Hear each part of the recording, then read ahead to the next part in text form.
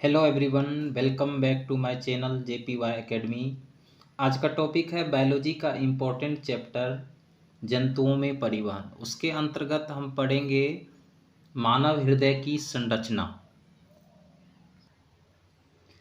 हृदय अत्यंत कोमल एवं मांसल रचना है, अर्थात मानव हृदय एक पेशीय अंग है जो दोनों फेफड़ों के बीच बाईं ओर स्थित होती है। यह गुलाबी रंग का होता है, जिसकी लंबाई 12 सेंटीमीटर, चौड़ाई 9 सेंटीमीटर एवं मोटाई भी 9 सेंटीमीटर और इनका औसत वजन 300 ग्राम होता है। हृदय एक केंद्रीय पंप अंग है जो ब्लड पर दबाव डालकर पूरे बॉडी में ब्लड का परिसंचरण करता है। हृदय की बाहरी झिल्ली पेरिकार्डियम की बनी होती है। हार्ट के अंदर वाली परत इंडोकार्डियम और बीच वाली परत मायोकार्डियम के नाम से जाना जाता है। हार्ट में 4 चेंबर अर्थात 4 कक्षाएं होती है।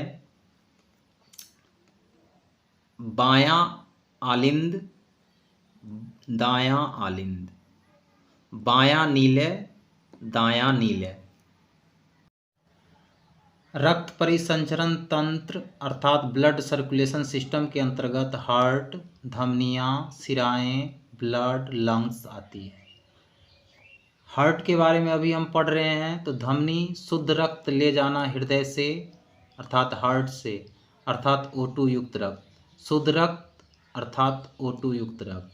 शिरा अशुद्ध रक्त लाना हृदय में अर्थात CO2 युक्त ब्लड। धमनी शुद्ध रक्त ले जाना हार्ट से शरीर के अंग तक। पल्मोनरी धमनी अशुद्ध रक्त ले जाना हृदय से फेफड़े तक। शिरा अशुद्ध रक्त लाना शरीर के अंग से हृदय तक।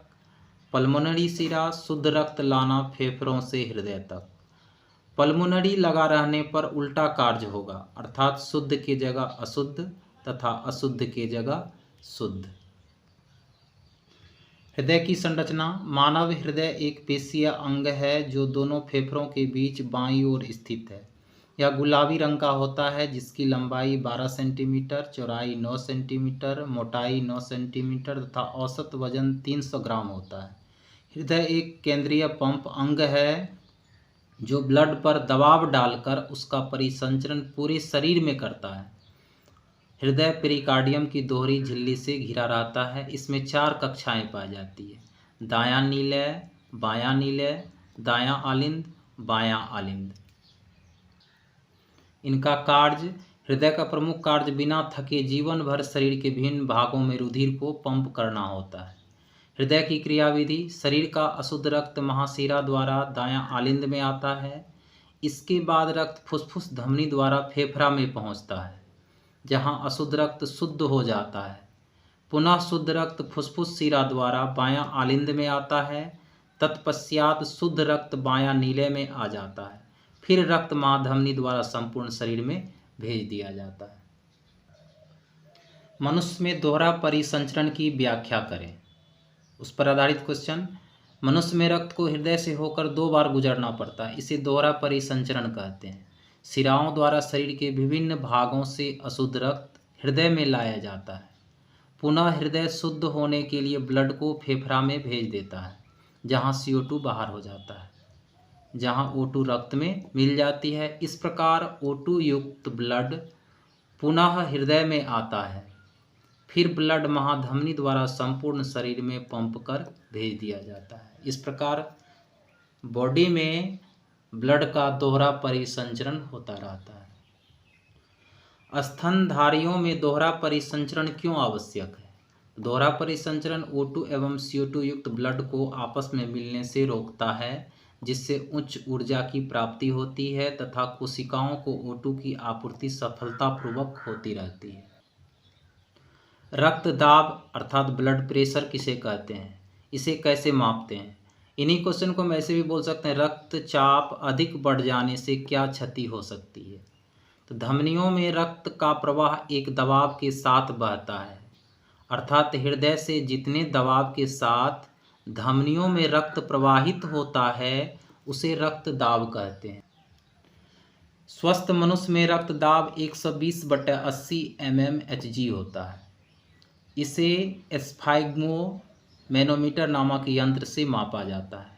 जब सिस्टोलिक दाब 130 से बढ़कर 140 या 150 mmHg तथा डायस्टोलिक दाब 80 से बढ़कर 90 या 100 mmHg से अधिक होता है उसे हाई ब्लड प्रेशर कहते हैं। इसकी अधिकता से आँख, मस्तिष्क आदि अंगों की धमनी फट सकती है। धमनियों की दीवारें सिराओं की अपेक्षा अधिक मोटी क्यों होती है? तो धमनियां हृदय द्वारा पंप किए गए रुधिर को शरीर के विभिन्न अंग एवं ऊतकों को पहुंचाने का कार्य करती है। इस दाब को सहन करने के लिए धमनियों की दीवार सिराओं की दीवार की अपेक्षा अधिक मोटी होती है। मानव में वहन तंत्र या परिसंचरण तंत्र के घटक कौन से हैं? इन घटकों के क्या कार्य हैं? तो मानव में वहन तंत्र के घटक निम्नलिखित हैं। धमनी शुद्ध रक्त ले जाना हार्ट से शरीर के अंग तक, सिरा अशुद्ध रक्त ले जाना हृदय से फेफड़े तक, कोशिका रक्त को संकीर्ण भागों में भेजना, प्लेटलेट्स रक्त का थक्का बनाने में मदद करना। नेक्स्ट क्वेश्चन, धमनी एवं सिरा में अंतर, अर्थात आर्टरी एवं वेनस में क्या अंतर है? तो धमनी ब्लड को हार्ट से बॉडी की ओर ले जाती है, सिरा ब्लड को बॉडी से हार्ट की ओर लाता है। इसमें ब्लड का प्रेशर अधिक होता है, अर्थात 120 mg, और सिरा में ब्लड का प्रेशर कम होता है, अर्थात 80 mg/Hg। इसमें भाल्व नहीं होता है, इसमें भाल्व होता है, सिरा में भाल्व होता है। इसमें शुद्ध रक्त बहता है धमनी में, और सिरा में अशुद्ध रक्त बहता है। धमनी मोटा एवं लाल होता है और सिरा पतला एवं नीला होता है। कुछ इम्पोर्टेंट हार्ट से संबंधित, हार्ट में चैम्बर कक्षा 4, हार्ट के बाहरी परत पेरिकार्डियम, हार्ट के अंदर वाली परत इंडोकार्डियम, हार्ट के बीच वाली परत मायोकार्डियम। हार्ट से संबंधित कुछ शॉर्ट क्वेश्चन जो प्रायः ऑब्जेक्टिव में पूछे जाते हैं। मनुष्य के हृदय का वजन 300 ग्राम, हृदय के घेरे रहने वाली झिल्ली अर्थात मेम्ब्रेन पेरिकार्डियम, सामान्य वयस्क व्यक्ति का रुधिर दाब 120/80 mmHg होता है। प्रथम हृदय की ध्वनि को लब कहते हैं, दूसरे हृदय ध्वनि को डब कहते हैं। हृदय की ध्वनि सुनने या धड़कन किस यंत्र के द्वारा मापा जाता है? तो स्टेथोस्कोप। किसे हृदय का प्रारंभिक पेसमेकर कहा जाता है? SA नोड को।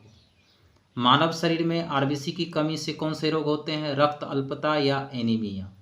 मनुष्य का हृदय 1 मिनट में कितनी बार धड़कता है? 72 बार। मानव हृदय में कितने कोष्ठक अर्थात चैम्बर होते हैं? 4। और मानव हृदय में कितने वाल्व होते हैं? 4। फेफड़े से रक्त को हृदय तक पहुंचाने का कार्य पल्मोनरी सिरा का, हृदय से रक्त को फेफड़े तक लाने का कार्य पल्मोनरी धमनी का। मनुष्य का हृदय 1 मिनट में लगभग कितने लीटर रक्त पंप करता है? 5 लीटर। मनुष्य में रुधिर क्षमता है बोमेन संपुट में। हृदय मुख्य अंग है परिवहन तंत्र का। मानव के 100 ml रक्त में उपस्थित यूरिया की मात्रा 30 mg। मनुष्य में CO2 का उत्सर्जन किससे होता है? तो फेफड़ा से। हीमोग्लोबिन रहित प्लाज्मा को क्या कहते हैं? सीरम। प्रकृति में O2 का संतुलन प्रकाश संश्लेषण के द्वारा बना रहता है। आज के वीडियो में बस इतना ही। वीडियो पसंद आए तो लाइक सब्सक्राइब जरूर करें। आपका सपोर्ट चाहिए ताकि हम अच्छे से अच्छे नोट्स आपके सामने लाता रहूँगा।